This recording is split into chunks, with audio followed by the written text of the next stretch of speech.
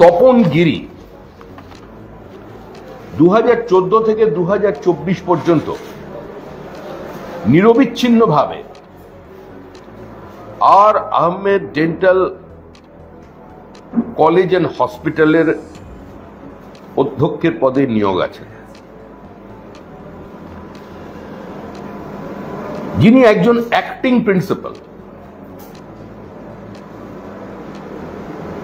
বহু senior dental সার্জনকে supersede করে তাকে এখানে বসিয়ে রাখা হয়েছে এবং স্থায়ী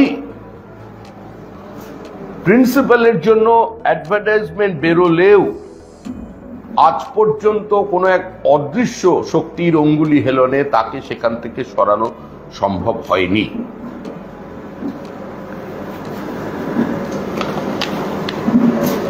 আরো মজার ব্যাপার যে মডার্ন মেডিসিনের ডিন তিনি। কোন ডেন্টাল সার্জন সাধারণত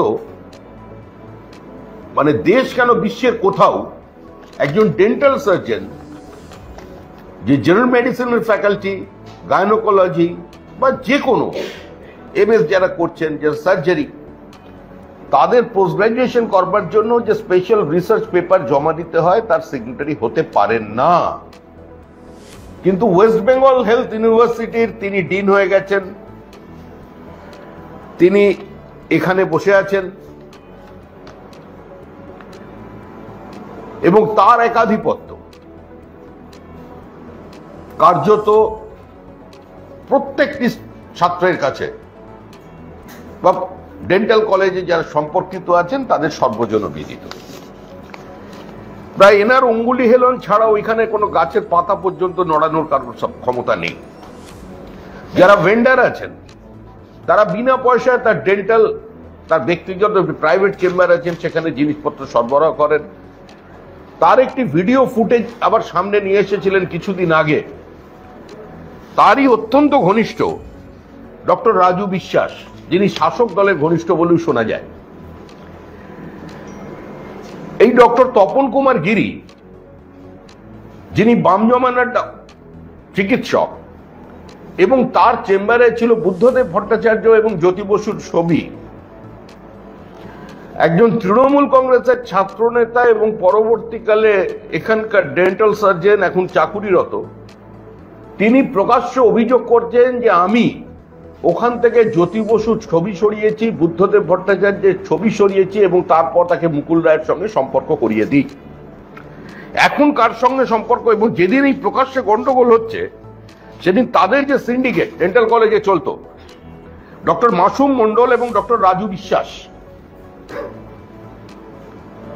পোস্ট গ্রাজুয়েশন করতে গেলে কোনো সরকারি যিনি চাকুরি করছেন, যিনি স্নাতক আছেন, তাকে স্নাতকোত্তর কোনো ডিগ্রি পেতে হলে তিনি সরকারি খরচায় বা সরকারের কোটাতেই তিনি ভর্তি হন। কিন্তু সাবজেক্ট টু অ্যাডমিশন হচ্ছে তাকে কোনো না কোনো সময় রুরাল পোস্টিংয়ে থাকতে হবে। কিন্তু ডক্টর মাসুম মন্ডল কিংবা রাজু বিশ্বাসের ক্ষেত্রে এটা ব্যতিক্রম। রাজু বিশ্বাস যেদিন প্রকাশ্যে এই তপন কুমার গিরির বিরুদ্ধে মুখ খুললেন, তখন তপন কুমার গিরি, যিনি তার ক্ষমতা বলে তার মেয়ে ডক্টর দেবতী গিরিকে 35 বছর তার মানে বয়স হবে এখন, তাকে এখানের এইচওডি বানিয়ে দিল। অনেক সিনিয়র ডক্টর ছিলেন, কিন্তু এর বিরুদ্ধে মুখ খোলার ক্ষমতা কারণ নেই। যে কাজ আরজি করা হয়েছে, আমরা বারবার বলছি, এটা আরজি কর কোনো বিচ্ছিন্ন ঘটনা নয়। আরজি কর কম্পাউন্ডের মধ্যে মেয়েটির কে মৃত অবস্থায় পাওয়া যাবার কারণে আজকে এটা বহু চর্চিত হচ্ছে। কিন্তু হসপিটাল কম্পাউন্ডের বাইরে হত্যাকাণ্ড হয়েছে, চিকিৎসকরা খুন হয়েছেন, রহস্যজনক মৃত্যু হয়েছে যাদের, যার যে মৃত্যুর ব্যাখ্যা আরজি করের তদানীন্তন চিকিৎসকরা পর্যন্ত সরাসরি তাদের ছাত্রদের সামনে রাখতে পারেননি। শুধু সেখানে নয়, এখানেও চলেছে। 2016 সালে সর্বজনবিদিত, প্রকাশ্যে গেলে কলেজে কান পাতলে শোনা যায়, 2016 সালে 200 জনের অ্যাডভার্টাইজমেন্ট বেরিয়েছিল নভেম্বর মাসে। সেই চাকরি কার্যত বিক্রি হয়েছে। 2017 এপ্রিলে রিক্রুটমেন্ট হয়। প্রকাশ্যে একচিটে একাধিপত্য বিস্তার করে রেখেছেন ডক্টর তপন কুমার গিরি। বাম জমানায় তিনি ছিলেন বাম নেতাদের স্নেহধন্য এবং এখন এখানে বহু নেতাদের সঙ্গে তার ঘনিষ্ঠতা, এটাও কার্যত সর্বজন বিদিত।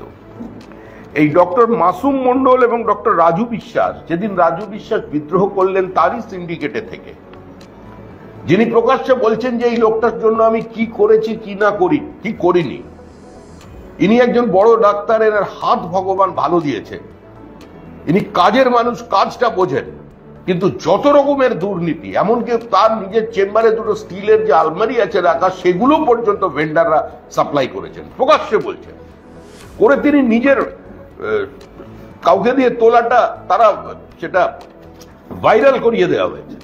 আর ঠিক তার পরের দিনই রাজু বিশ্বাসকে ট্রান্সফার করে দেওয়া হয় দার্জিলিং। তিনি কলকাতায় ঘোরাফেরা করছেন, দার্জিলিং এর মানুষ বিভিন্ন সময় তাকে দেখতে পেতেন না। একটি শিশু মৃত্যুর ঘটনাকে কেন্দ্র করে ডাক্তারদের অনুপস্থিতির মধ্যে তারও নাম উঠে আসে, যদিও সেই মৃত্যুর সঙ্গে তার কোনো সম্পর্ক নেই।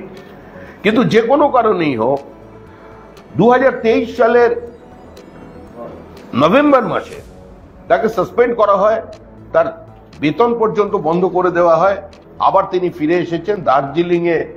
এই কলেজে গেলে, ডেন্টাল কলেজে গেলে বোঝা যাবে যে আজকে তিনি কিভাবে কতদিন সেই হসপিটালে অ্যাটেন্ড করছেন। তো আজ পর্যন্ত যে পরিস্থিতি তৈরি হয়েছে, 2021-22 সালে ডেন্টাল কাউন্সিল অফ ইন্ডিয়া এই কলেজকে চিঠি দিয়ে জানায় যে 100টা যে আসন আছে সেখানে ডেন্টাল সার্জনের জন্য, সেটাকে কমিয়ে তাদের 50টা করে দেওয়া হবে, কারণ ইনঅ্যাডিকুয়েট টিচার, যে সংখ্যক শিক্ষকের থাকার প্রয়োজন সে সংখ্যক শিক্ষক নেই। তখনকার মতো ডেন্টাল কাউন্সিল অফ ইন্ডিয়াকে আশ্বস্ত করে দেওয়া হয় যে আমরা প্রয়োজনীয় ব্যবস্থা নেব, কিন্তু এখন পর্যন্ত সেই শূন্য পদকে ভর্তি করা যায়নি, হসপিটাল চলছে। আমাদের প্রশ্ন হলো, কোন অদৃশ্য শক্তি বলে তপন কুমার গিরি 2014 থেকে 2024 এই দীর্ঘ 10 বছর আজকে তিনি শপথে বহাল আছেন? পার্মানেন্ট প্রিন্সিপালের অ্যাডভার্টাইজমেন্ট বেরোনো সত্ত্বেও অ্যাক্টিং প্রিন্সিপাল হিসেবে কোন মন্ত্র বলে তিনি 2014 থেকে 2024 পর্যন্ত থেকে গেলেন? কার আশীর্বাদে, কার শক্তিতে? আজকে রাজু বিশ্বাস আবার সময়ময় ফিরেছেন, কারণ তিনিও কারোর আশীর্বাদ ধন্য হয়েছেন। আমাদের এটা কোনো ব্যক্তিগত আক্রমণ নয়, আমরা বলছি সামগ্রিক পরিস্থিতি পশ্চিমবঙ্গের স্বাস্থ্যক্ষেত্রে যেটা তৈরি হয়েছে সেটার জন্য কোনো ব্যক্তি দায়ী নয়, সেটার জন্য দায়ী হচ্ছে তৃণমূল কংগ্রেসের একটা কর্মসূচি, তৃণমূল কংগ্রেসের একটা ব্যবস্থা, তার জন্য আজকে চূড়ান্ত অব্যবস্থা তৈরি হয়েছে। ডক্টর তপন কুমার গিরির ভয়ে ভীত সকলে, পাশফেল সংক্রান্ত থেকে শুরু করে ট্রান্সফার পোস্টিং সমস্ত বিষয়ে তিনি যুক্ত, এবং তার বিরুদ্ধে বহু সিনিয়র টিচারকে, যাদের প্রয়োজন ছিল এই হসপিটালে, শুধুমাত্র প্রাতিষ্ঠানিক দুর্নীতির বিরোধিতা করা এবং তার অবস্থানের বিরোধিতা করবার জন্য কাউকে বর্ধমানে, কাউকে নর্থ বেঙ্গলে ট্রান্সফার করে দেওয়া হয়েছে।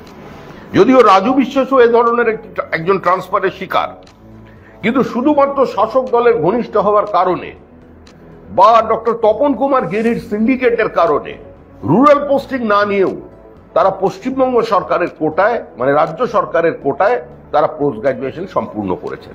এটাই হচ্ছে ছাত্রদের মূল অভিযোগ।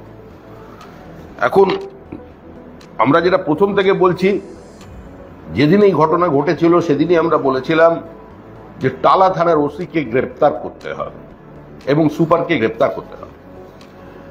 কেন্দ্রীয় তদন্তকারী সংস্থার তদন্তের দীর্ঘসূত্রিতা অনেক মানুষের আবেগকে আহত করেছিল, মানুষ অধৈর্য হয়েছিলেন, কিন্তু মানুষ বিশ্বাস করতেন বা এখনো করেন যে পশ্চিমবঙ্গে প্রকৃত যদি তদন্ত হয় সেই তদন্ত একমাত্র কেন্দ্রীয় তদন্তকারী সংস্থা করতে পারে।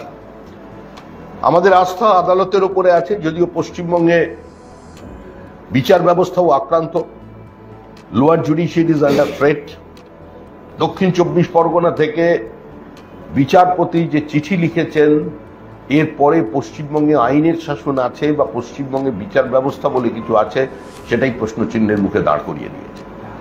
শুধু সাংবিধানিক সংকট নয়, সাংবিধানিক কাঠামোটাই ভেঙে পড়েছে পশ্চিমবঙ্গে। আর এই একাধিপত্য যদি প্রত্যেক জায়গায় যান, সমস্ত জায়গায় এই একই জিনিস এরা চালিয়ে যাচ্ছেন। এই তপন কুমার গিরি কি করে টিকে আছেন? এবং একজন ব্যক্তি যিনি ডেন্টাল সার্জন, তিনি একজন জেনারেল মেডিসিনের এমডি করছেন, একজন সার্জারির উপরে স্পেশাল পেপার দিচ্ছেন, এমএস করছেন, তিনি ডিন হয়ে তিনি কি করে স্বাক্ষর করেন? আমার বক্তব্য হচ্ছে, আমি কোনো ডেন্টাল সার্জনকে আমরা ছোট করতে চাইছি না, আমরা তাকে নিম্নমানের ডাক্তার বলতে চাইছি না, যে এমবিবিএস হলে একটু উঁচু, বিডিএসটা নিচে, এ ধরনের কোনো ইচ্ছা আমাদের নেই। আমার এই প্রফেশনের প্রতি, তাদের এক্সপার্টাইজের প্রতি সম্পূর্ণ শ্রদ্ধা জ্ঞাপন করেও বলছি যে কোনো ডেন্টাল সার্জন কোনো দিন কোনো এমডির, মেডিসিনের কিংবা সার্জারির বা what ever it may be the post graduate faculty, সেখানে স্বাক্ষর করবার অধিকার পেতে পারেন না। ঠিক একইভাবে আপনারা এর আগেও দেখেছেন, পোস্ট গ্রাজুয়েশনের এন্ট্রান্স পরীক্ষার সময় ইনভিজিলেটর যিনি হন, তিনি একজন পোস্ট গ্রাজুয়েট। এটাই হচ্ছে পরম্পরা, এটাই পদ্ধতি। কিন্তু তৃণমূল সরকার, এই সরকার এগিয়ে থাকে এবং এগিয়ে রাখে, আমাদের রাজ্যকেও এগিয়ে রেখেছে। এই সরকার একটি অভিনবভাবে, আপনারাই দেখেছেন, সেটাও মানে ভাইরাল হয়েছে সেই চিত্র, যে একজন এমবিবিএস, একজন গ্র্যাজুয়েট ডক্টর, তিনি পোস্ট গ্রাজুয়েটে যখন এন্ট্রান্স পরীক্ষা হচ্ছে, সেখানে তিনি ঘরের মধ্যে ঘুরে বেড়াচ্ছেন এবং সেখানে হেলথ ভিসি ছিলেন, এখন তিনি নেই, মহিলা হেলথ ভিসি একজন ছিলেন, তিনি সেখানে আছেন এবং তার সামনে স্মার্টফোনে তিনি এক একজন ছাত্রকে উত্তর বলে দিচ্ছেন। 2013 সাল থেকে পশ্চিমবঙ্গের সমস্ত মেডিকেল কলেজে এ ধরনের প্রক্রিয়া, দুর্নীতি, স্বজন পোষণ, টাকা দিয়ে রেজাল্ট বদলে দেওয়া, এটা চলেছে। আজকে সমগ্র পশ্চিমবঙ্গের যারা চিকিৎসক আছে, তাদের সম্মান, তাদের অস্তিত্ব, তাদের প্রতিষ্ঠা আজকে প্রশ্নচিহ্নের মুখে দাঁড় করিয়ে দিচ্ছে কতজন মানুষ। আমরা চাই যে এখানেও সংঘবদ্ধভাবে এই ঘটনারও মানুষ প্রতিবাদ করুক।